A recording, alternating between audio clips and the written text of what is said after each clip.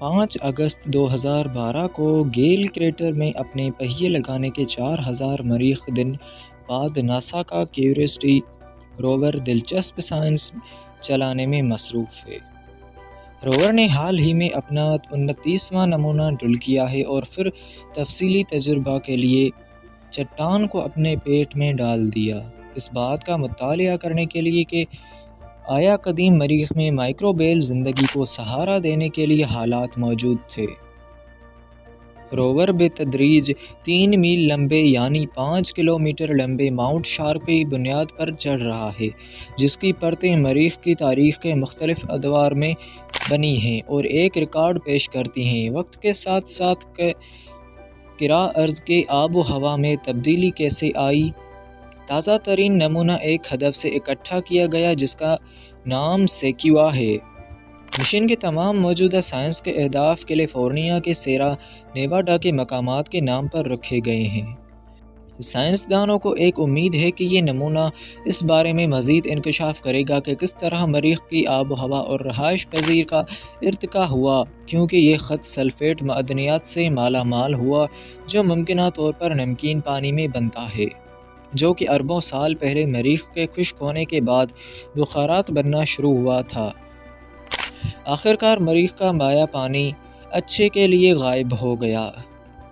Curiosity کے آلات نے پچھلے سال سلفیٹ اور کاربونیٹ معدنیات کی جن اقسام کی نشاندہی کی ہے، ہمیں یہ سمجھنے میں مدد ملتی ہے کہ مریخ بہت پہلے کے ساتھ تھا۔ ہم کئی دہائیوں سے ان نتائج کو توقع کر رہے ہیں اور اب سیکویا ہمیں اس سے بھی زیادہ بتائے گا۔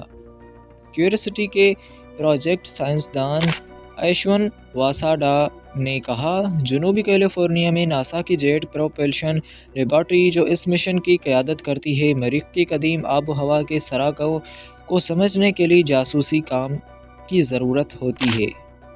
General of geophysical research planets میں شائع ہونے والے ایک حالیہ مقالے میں ٹیم کی ارکان نے کیوریوسٹی کی کیمسٹری اینڈ منرالوجی کے آلے سے ڈیٹا کا استعمال کرتے ہوئے ایک میگنیشیم سلفیٹ معدنیات دریافت کیا جس سے اسٹارکیٹ کہا جاتا ہے، جو خاص طور پر خشک موسم جیسے مریخ کی جدید آب و ہوا سے وابستہ ہے۔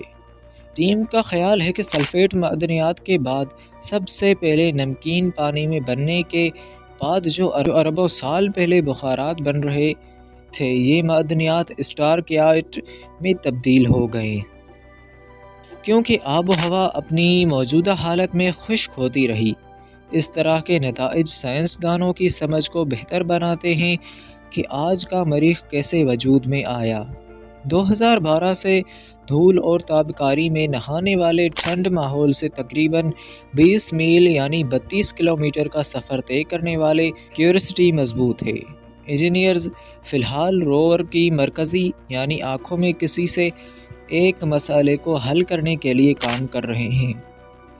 مست کیمرے کا 34 millimetre focal length left camera یا کیم آل روور کے گرد نواح کی رنگین تصاویر فراہم کرنے کے علاوہ مسٹ کیم کے 2 کیمروں میں سے ایک سائنسدانوں کو روشنی کی طول موجیہ اسپیکٹرا کے ذریعے پتھروں کی ساخت کا تعین کرنے میں مدد کرتا ہے۔ وہ مختلف رنگوں میں منعکس ہوتے ہیں۔ نومبر 2023 ناسا کا کیوریوسٹی روور مریخ پر 4000 دن گزارتا ہے۔